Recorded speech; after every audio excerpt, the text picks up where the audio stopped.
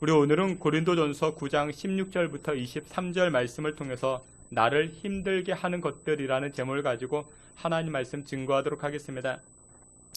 요즘 들어 제가 서재에 있는 시간이 길다 보니까 자꾸만 어깨가 결리고 몸도 굳어지고 그래서 수시로 스트레칭을 합니다. 어깨를 풀고 이렇게 팔도 돌려가면서 스트레칭을 합니다. 그 스트레칭이라는 것은 말 그대로 근육과 뼈마디를 이완시켜 주는 것입니다. 여러분들도 많이 굳어 있는 것 같은 이 시간에 좀 잠깐이니까 어깨도 좀 한번 펴보시고 우리 양옆에 계시는 분들에게 한번 인사하겠습니다. 우리 말씀에 은혜 받읍시다. 우리 한번 인사하겠습니다. 늘 몸이 유연해져야 됩니다. 근육, 관절들 유연하게 만들어 주어야 몸이 부드러워집니다. 근데 여러분들 이 몸도 유연해지는 것이 참 필요하지만 무엇보다도 신앙의 이 영적 유연함이 굉장히 필요합니다. 오늘 우리가 함께 보았던 이 고린도전서 9장에서는 사도 바울의 유연성을 우리에게 보여줍니다. 신앙의 유연성. 이 사도 바울은 하나님의 일들을 감당할 때 한 영혼을 구원하기 위해서 자신이 얼마든지 변형되어질 수 있다. 그렇게 고백을 합니다. 나는 자유인이지만 한 영혼을 교회로 인도하기 위해서는 나는 얼마든지 종이 될 수 있다. 내가 유대인이지만 유대인같이 율법 아래에 있는 자들에게 율법 아래에 있는 자와 같이 나도 다가갈 수 있다. 율법 없는 자에게는 또 내가 율법 없는 자와 같이 나는 행동할 수 있다. 그렇게 고백을 합니다. 우리 오늘 본문 말씀 고린도전서 9장 22절 우리 함께 보도록 하겠습니다. 우리 오늘 본문 고린도전서 9장 22절 말씀 다 같이 보시겠습니다. 약한 자들에게 내가 약한 자와 같이 된 것은 약한 자들을 얻고자 함이요 내가 여러 사람에게 여러 모습이 된 것은 아무쪼록 몇 사람이라도 구원하고자 함이니 아멘. 그러니까 사도 바울은 그렇게 고백합니다. 내가 약한 사람들에게 들어가고 내가 부족한 사람들에게 다가가는 이유가 무엇이냐? 그 한 영혼이라도 교회로 인도하기 위함이라 그렇게 고백을 합니다. 근데 우리는 자꾸만 이렇게 유연하지 못합니다. 우리는 강한 것만 좋아하고 높은 것만 좋아합니다. 이 바울과 같이 유연하게 대처하지 못하고 자꾸만 자기 것을 주장하고 강조합니다. 이유가 무엇이냐? 아직까지 내 안에 내 자아가 살아있기 때문에 그렇습니다. 여러분들 사도 바울의 인생에 있어서 제일 중심되는 것이 무엇이냐? 하나님 나라를 확장하는 것입니다. 그러니까 다시 말해서 여러분들의 이웃을 그리스도께로 인도하는 것, 예수님께로 인도하는 것이 바울의 인생의 목적이었던 것입니다. 한 영혼이라도 구원시킬 수 있다면 나는 무엇이든지 하겠다. 그 고백을 담고 있는 것입니다. 한 영혼을 그리스도께로 인도하는 것, 그러면 나는 무엇이든지 아끼지 아니하겠노라. 그 고백이 담겨져 있습니다. 근데 여러분들 한 영혼을 교회로 인도하기 위해서 내가 해야 될 가장 첫 번째가 무엇이냐? 내가 유연해지는 것입니다. 여러분들 딱딱하면 일이 안 됩니다. 매사에 모든 것들이 다 부드러워져야 됩니다. 유연해져야 됩니다. 그래야만이 상대를 설득시킬 수 있고 상대를 그의 마음을 열어갈 수가 있는 것입니다. 근데 여러분들 유연해지기 위해서는 해야 될 것이 무엇이냐? 내 것을 내려놔야 됩니다. 나의 것들을 내려놔야 됩니다. 생각도 유연해지기 위해서는 몸도 유연해지기 위해서는 내 것을 내려놨을 때 그때 유연해지기 시작합니다. 그러면 우리가 이 땅을 살아갈 때 한 영혼을 그리스도께로 인도하기 위해서 유연해져야 되는데 유연해지는 비결이 무엇이냐? 첫 번째는 이것입니다.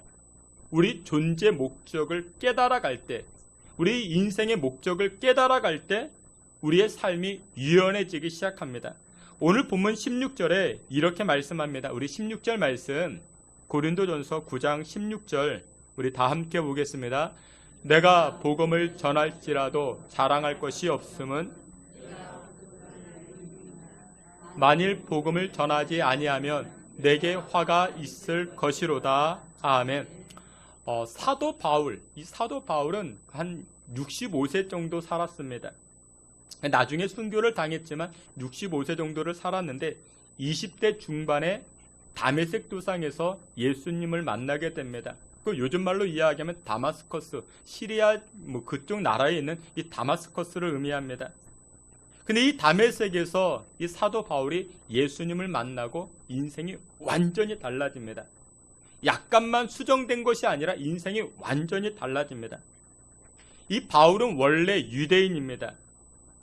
이 유대인들은 기독교인들, 이 개신교도들을 핍박했습니다. 유대인들에게도 메시아 사상이 있었습니다. 그래서 이 유대인들도 날마다 자신을 구원해줄 메시아가 언제 오는가, 이 메시아를 고대했습니다. 근데 어느 날 목수 출신, 그것도 나사렛 출신, 이 촌동네에서 자라난 이 예수라는 자가 내가 하나님의 아들이다, 내가 메시아라, 그렇게 이야기를 합니다. 그러니까 유대인들의 시각으로 보니까 이것은 전혀 말이 안 됩니다. 이단이라 이야기를 합니다. 자신의 신앙의 이념과 다르기 때문에 그래서 예수 믿는 사람들을 핍박하고 심지어 잡아다가 옥에 가두곤 합니다. 그 일에 앞장섰던 자가 누구였는가? 바울입니다. 그랬던 이 바울이 사도행전 9장에서 이 다메섹에서 예수님을 만나게 됩니다. 그리고는 이 바울의 인생의 목적이 완전히 달라집니다. 완전히 달라집니다. 그래서 이 사도 바울의 인생이 그 목적에 따라 그 인생이 끌려다니기 시작합니다. 목적을 행하기 위해서 그 인생이 나아가기 시작합니다. 미국에 가보면 그 세들백 교회라는 교회가 있습니다. 큰 교회인데 이 세들백 교회를 담임하시는 리 워렌 목사님이 계십니다. 근데 이 리 워렌 목사님이 한 20여 년 전에 그런 책을 썼습니다. Purpose Driven Church, 그러니까 목적이 이끄는 교회, 목적이 이끄는 교회라는 책을 썼습니다. 얼마 전에는 또 이런 책을 냈습니다. Purpose Driven Life. 그러니까 인생이, 목적이 인생을 이끌어간다, 그렇게 말합니다. 여러분들 그렇습니다. 여러분들은 무엇에 이끌려 살고 계십니까? 여러분들은 무엇에 이끌려 여러분들의 인생이 진행되고 있습니까? 그 인생의 목적을 우리가 깨달았을 때 우리가 유연해지고 우리가 부드러워지기 시작합니다. 여러분들, 하나님께서는 성경을 볼 때 좋아했던 사람들이 몇 사람 있습니다. 첫 번째로 하나님은 아브라함을 좋아하셨죠. 그래서 이 아브라함을 향해서 뭐라고 이야기인가? 너는 나의 친구다, 나의 벗이라, 그렇게 말씀합니다. 여러분들, 여러분들에게도 자랑스러운 친구가 있으십니까? 자랑스러운 친구. 그 사람만 생각하면은 부끄러운 친구, 그런 친구가 아니라 자랑스러운 친구. 어딜 가도 이렇게 내세우고 싶은 그런 친구가 있습니까? 그럼 복된 사람이 있죠. 하나님에게도 하나님께서 자랑스럽게 생각하는 그런 친구가 있었는데 바로 아브라함이었습니다. 그러니까 믿음으로 살아갔던 이 아브라함을 하나님은 나의 친구라, 나의 벗이라, 그렇게 말씀합니다. 그리고 또 한 사람이 있습니다. 또 한 사람이 누구였는가? 바로 다윗이라는 사람입니다. 사도행전 21장을 보게 되면은 하나님께서 이 다윗을 평가하실 때 이렇게 말씀합니다. 사도행전 13장 21절 22절, 우리 앞에 있는 말씀 우리 다 함께 보겠습니다. 그 후에 그들이 왕을 구하거늘 하나님이 베냐민 지파 사람 기스의 아들 사울을 40년간 주셨다가 패하시고 다윗을 왕으로 세우시고 증언하여 이르시되 내가 이새의 아들 다윗을 만나니 내 마음에 맞는 사람이라 내 뜻을 다 이루리라 하시더니 아멘. 하나님께서 다윗을 평가하실 때 뭐라고 평가합니까? 야, 이 다윗은 내 마음에 꼭 맞는 사람이야. 여러분들 인생을 살아가실 때 여러분들 마음에 꼭 맞는 사람 만나시기를 주님의 이름으로 축원합니다. 그게 얼마나 큰 축복인지 모릅니다.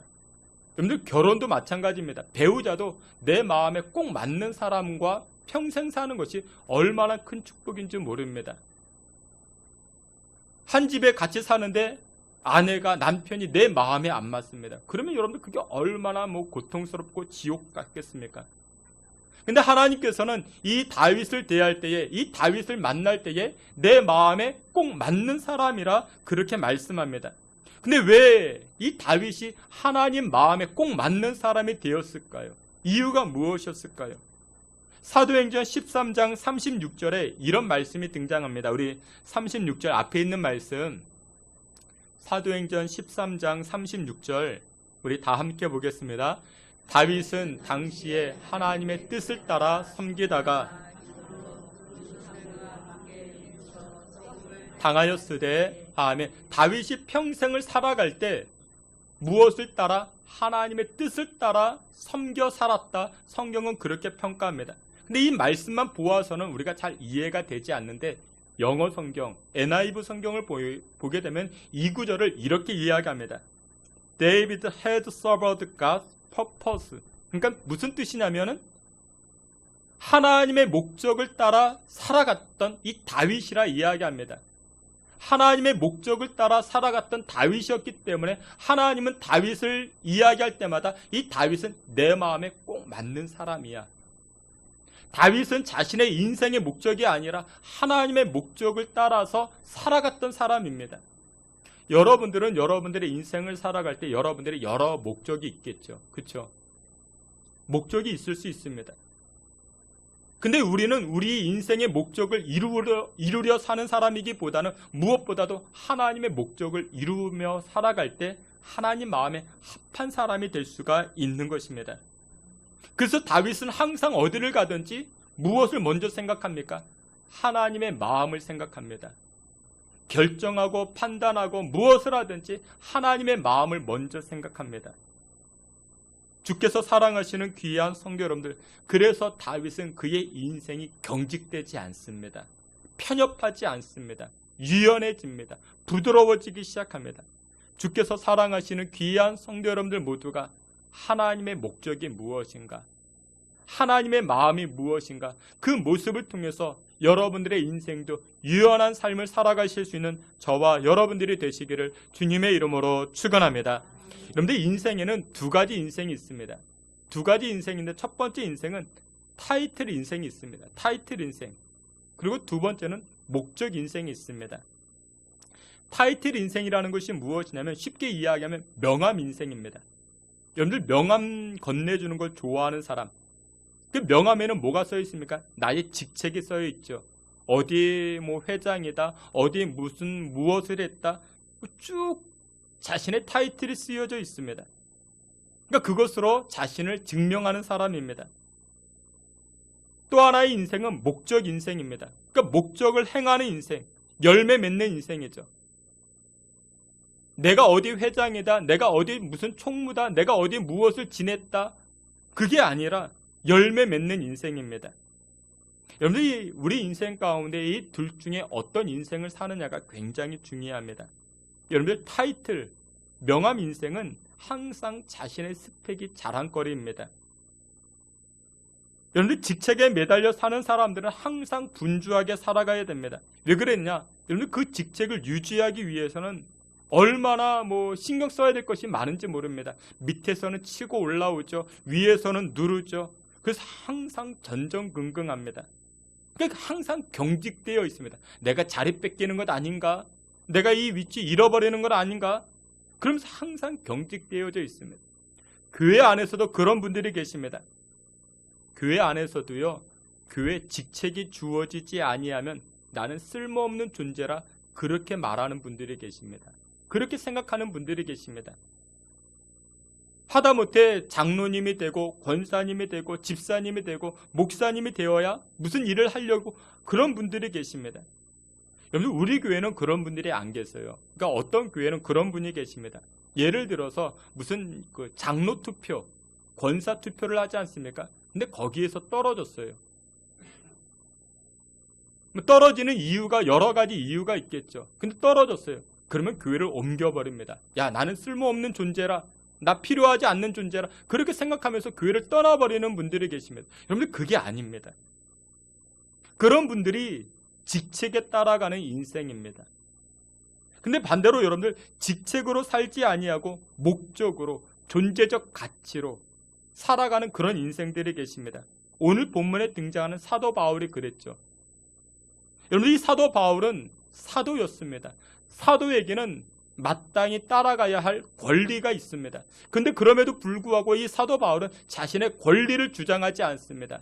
그 권리 가운데 한 가지가 무엇이냐면 이런 겁니다. 여러분들, 하나님을 증거하는 사람, 예수님을 증거하는 사람들에게는 마땅히 그가 얻을 만한 물리적 제공이 따라옵니다. 그러니까 예를 들어서 사례금을 준다든지 식사를 제공한다든지. 그런데 사도 바울은 한 번도 그것을 강조하지 않습니다. 내가 이렇게 설교했기 때문에 나에게 사례비를 주십시오. 이것을 한 번도 강조하지 않습니다. 그러면서 이 사도 바울은 이렇게 이야기합니다. 내가 이 권리를 주장할 수 있지만 이 권리를 주장하지 아니한다. 그렇게 고백을 합니다. 그러니까 다시 말해서 직책으로 살지 아니하고 이 사도 바울은 내가 해야 될 이 목적 인생을 살아가겠다. 그 고백을 하는 것입니다. 그 목적이 무엇이냐? 아까도 우리가 봤죠. 내가 예수님을 증거하는 것은 부득불 내가 해야 될 일이다. 부득불 해야 될 일이다. 내가 이것을 함으로 내가 소득이 있고 없고 그것은 둘째 문제고, 내가 정말 해야 될 일은 예수님 전하는 것이다. 십자가 증거하는 것이다. 그렇게 고백을 합니다. 대표적인 사람이 바로 세례 요한입니다. 여러분들, 세례 요한에게는 수많은 사람들이 따라다녔습니다. 세례 요한은 대중적 지지도 받았습니다. 영성도 있었죠. 여러분들, 우리가 좋아하는 것이 청렴결백 아니겠습니까? 우리 한국 사람들이 더 좋아하잖아요. 청렴결백, 그 선비사상. 그 세례 요한도 메뚜기와 석청만 먹으면서 광야에서 집도 없이 그렇게 살아가니 뭐 사람들이 얼마나 좋아했겠습니까? 근데 이 세례 요한은 그렇게 고백을 합니다. 내가 무슨 회장이 되겠다, 내가 무슨 지도자가 되겠다, 한 번도 그렇게 얘기한 적이 없습니다. 그러면서 이렇게 이야기합니다. 나는 나보다 뒤에 오시는 예수님의 신발끈을 조차도 들 수 없는 사람이다. 나는 그림자와 같은 존재다. 여러분들, 세례 요한은 무슨 전도회 회장도 아니었고요, 무슨 감투를 쓰지 않았습니다. 그럼에도 불구하고 기꺼이 자신이 맡겨진 그 일들을 감당합니다. 그런데 그 모습이 바로 우리의 모습이 되어야 할 것입니다. 어느 교회에 그 정년이 되어 은퇴하신 집사님이 계십니다. 직장 때문에 해외 출장을 많이 다니셔가지고 이 집사님은 교회를 돌보지 못하니까 장로님도 못 되었습니다. 그 장로 투표를 하면은 뭐 이렇게 주일 성수하지 못하니까 우리 장로 투표에서 번번이 떨어집니다. 근데 그분이 주는 영향력이 있습니다. 직업이 특수해가지고 주일에도 출장을 자주 나가지만 누구보다도 이 집사님 복음으로, 말씀으로 살려고 하는 그런 분들이었다는 것을 많은 사람들이 알고 있었습니다. 이분이 출장 갔다가 교회에 다시 돌아오게 되면 사회적 위치가 있음에도 불구하고 교회 청소, 굳은 일, 그런 걸 마다하지 않습니다. 물론 이 집사님은 학생들에게도 마음을 씁니다. 때가 되면 짜장면도 사주고 피자도 사주고 그런 마음도 씁니다. 이 집사님은 교회 직책도 없습니다. 그런데 전도회나 어떤 모임에 가면 이분만이 주는 영향력이 있습니다. 존재 자체로 많은 사람들에게 사랑을 받고 영향을 끼치는 그런 분이십니다. 여러분들, 어떤 분들 가운데는 감투 좋아하는 분들이 계십니다. 명함 좋아하는 분들이 계십니다. 그것 아니면 나 일하지 않겠다, 선교하지 않겠다, 그렇게 말씀하시는 분들이 계십니다. 성경적이지가 않습니다. 여러분들, 세례 요한은 2인자였습니다. 그림자의 사역을 감당했습니다. 그래서 여러분들의 전도회 가운데 회장님, 총무님 계십니까?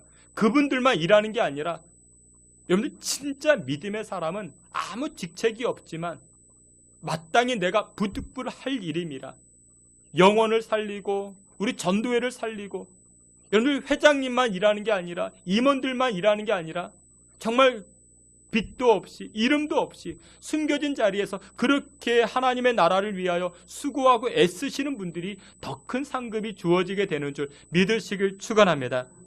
사도 바울이 바로 그와 같은 인생이었습니다. 남들이 나를 알아봐 주지 않아도 나에게는 무엇이 있다? 나에게는 인생의 목적이 있다. 그 인생의 목적이 무엇이냐? 회장이 되는 게 목적이 아니라, 무슨 감투를 쓰는 게 목적이 아니라, 한 영혼을 교회로 인도하는 것, 그게 내 인생의 목적이라. 그 인생의 목적에 따라 살아가기 시작합니다. 그러니 어디를 가든지 유연해집니다. 어디를 가든지 그런 분들은 부드러워지기 시작합니다. 주님께서 사랑하시는 귀한 성도 여러분들, 여러분들의 인생의 목적이 무엇입니까? 회장 되는 게 아닙니다. 무슨 지도자 되는 게 아닙니다. 앞자리에 나서는 게 우리 인생의 목적 아닙니다.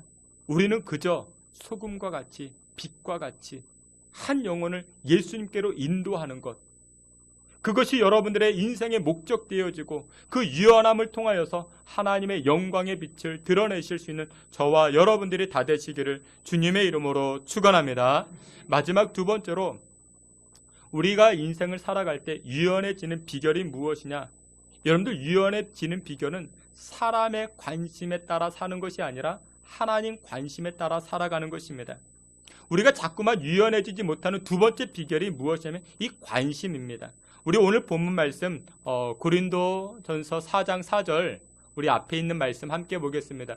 고린도전서 4장 4절, 우리 앞에 있는 말씀 다 함께 보겠습니다. 내가 자책할 아무것도 깨닫지 못하나 이로 말미암아 심판하실 이는 주시니라. 아멘. 여러분들, 예수 믿지 않는 분들에게 전도해 보셨습니까? 우리가 자꾸만 전도를 거르끼는 이유가 무엇이냐면 이것입니다. 저 사람이 나를 어떻게 생각할까? 내가 교회 가자, 내가 예수 믿는다, 우리 예수님께 가자, 이렇게 이야기했을 때 저 사람이 나를 어떻게 판단하고 평가할까? 그게 두려워서 못합니다. 근데 오늘 이 사도 바울은 이렇게 이야기합니다. 나를 판단하고 나를 평가하실 분은 오직 하나님이시다 말씀합니다. 여러분들, 우리가 자꾸만 자유롭지 못한 이유가 무엇이냐? 사람들의 관심에 너무 마음을 빼앗기고 있습니다. 여러분들, 오늘 아침에 옷 입을 때 어떻게 입고 오셨습니까? 오늘 아침 옷을 입을 때 누구 의식했습니까? 사람 의식했죠. 사람들이 나를 어떻게 관심을 가질까? 내가 이 옷을 입으면 어떤 관심을 보일까? 그래서 우리가 굉장히 부자연스럽습니다. 여러분들, 우리의 관심과 우리의 판단과 평가는 오직 하나님만 하신다 말씀합니다. 여러분들, 우리가 전도할 때도 마찬가지입니다. 전도할 때 저 사람이 나를 어떻게 판단하고 평가할까? 그건 중요하지 않다 성경은 말씀합니다. 나를 판단하실 분은 오직 하나님이시다, 그렇게 말씀합니다. 여러분들, 교회도 마찬가지입니다. 교회도 세상의 판단과 결정에 너무 민감할 필요는 없습니다. 여러분들, 교회는 교회의 나름의 목적이 있습니다. 교회 나름의 목적이 무엇이냐? 여러분들, 물론 교회가 빵을 나눠주고 가난한 자들을 돌봐주고 힘없는 사람들을 세워주는 것, 그게 교회일 수 있겠죠. 예, 맞습니다. 하지만 그것은 일부분입니다. 여러분들, 교회는 궁극적으로 하나님을 예배하는 곳입니다. 예수님만이 치료자이십니다. 예수님만이 길이시고 생명이시고 진리이십니다. 예수님만이 소망이십니다. 십자가를 통해서만이 구원을 얻습니다. 이것을 선포하는 것이 교회입니다. 물론 성경에서도 그렇게 말씀합니다. 가난한 자를 돌보고 구제도 해야 되겠지만 궁극적으로 교회가 해야 될 일은 예배하는 장소입니다. 그래서 하나님은 누구를 찾으신다 말씀합니까? 요한복음 4장 23절에 예배하는 자들을 찾으신다 말씀합니다. 근데 세상은 교회를 향해서 이렇게 얘기합니다. 야, 너희 교회는 왜 이런 것도 안 해? 왜 저런 것도 안 해? 거기에 너무 우리가 마음을 쏟을 그럴 필요는 없습니다. 우리 교회가 먼저 해야 될 일이 무엇인가? 거기에만 바라보는 것입니다. 그게 먼저 우선이 되어져야 됩니다. 교회가 교회로서의 관심을 받아야 되는 것. 근데 자꾸만 우리는 세상의 관심을, 세상의 판단과 결정에 우리 마음을 빼앗길 때가 많이 있습니다. 여러분들, 관심을 끄는 데에는 두 가지가 있습니다. 관심을 끄는 데에는 두 가지 관심인데 긍정적 관심이 있고 또 한 가지는 부정적 관심이 있습니다. 여러분들, 긍정적 관심이라는 것이 무엇이냐? 예를 들어서 이런 거예요. 우리 자녀들이 공부를 잘합니다. 예를 들어서 여러분들의 자녀가 공부를 잘합니다. 그러면 관심을 받죠. 선생님의 관심, 친구들의 관심, 부모님의 관심을 받죠. 그런 관심은 긍정적 관심입니다. 근데 부정적 관심이 있어요. 부정적 관심이라는 것이 무엇이냐면 징징대며 울어내는 거예요. 마트에 갔는데 막 이거 사달라 저거 사달라 떼를 씁니다. 그러니까 아이들이 그렇죠. 그러면 부모님은 어떻게 해요? 관심을 보여요. 그렇죠? 근데 여러분들 교회가 부정적 관심으로 나아가서는 아니 됩니다. 교회는 긍정적 관심을 많은 사람들에게 보여줘야 된다. 그게 첫 번째가 무엇이냐면 예수님만이 소망이십니다. 그걸 선포하는 것입니다.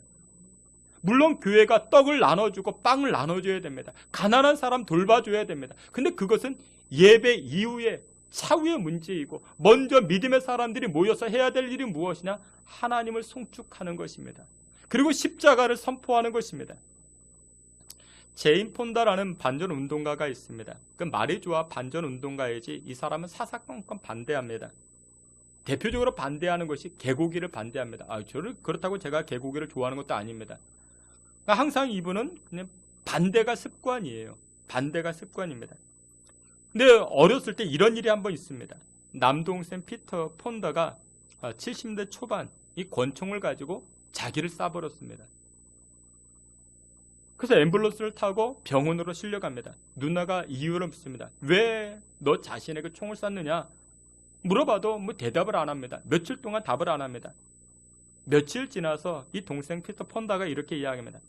내가 병원에 있으면 말이야, 아빠가 나를 찾아오겠지.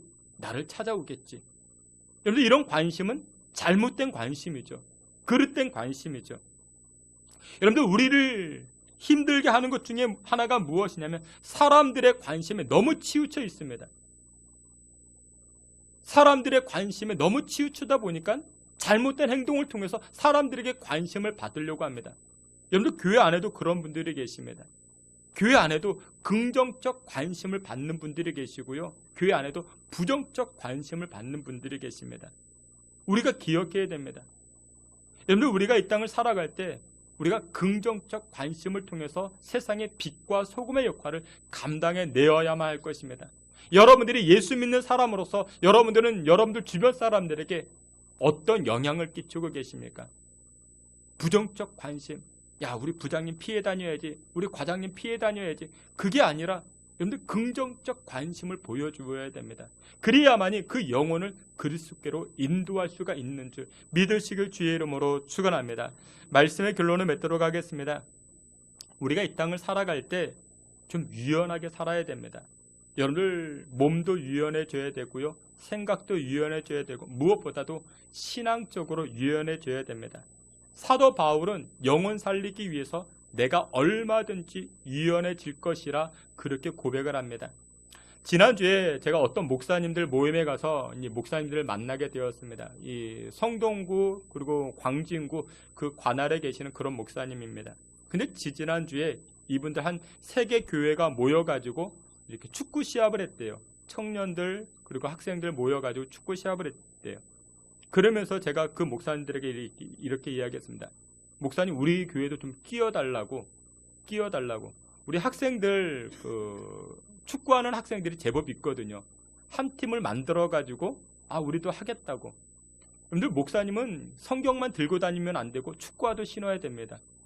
PC방도 가봐야 되고, 여러분들, 우리 성도님들도요, 여러분들 너무 기도원만 그런 데만 가지 마시고, 노래방도 가보시고, 노래방만 또 그렇다고 가면 안 되고. 이유가 무엇이냐면 그곳에 내가 스며들면서 그 영혼을 구원하겠다라는 것입니다. 그래서 여러분들, 우리 교육부서 선생님들은요, 아이들 잘 가는 PC방도 한번 가보세요. 애들이 도대체 여기 가서 무슨 게임을 하는가? 여러분들, 우리 아이들이 게임한다고 너무 책망만 하지 마시고 무슨 게임 하는지 아십니까? 한번 가서 같이 해보시고, 1시간에 1,000원밖에 안 돼요. 돈도 많이 안 들어요. 한번 해보시고, 축구화도 신어보시고, 축구화도 사주시고, 영혼을 얻기 위해서는 우리가 유연해져야 됩니다. 부드러워져야 됩니다.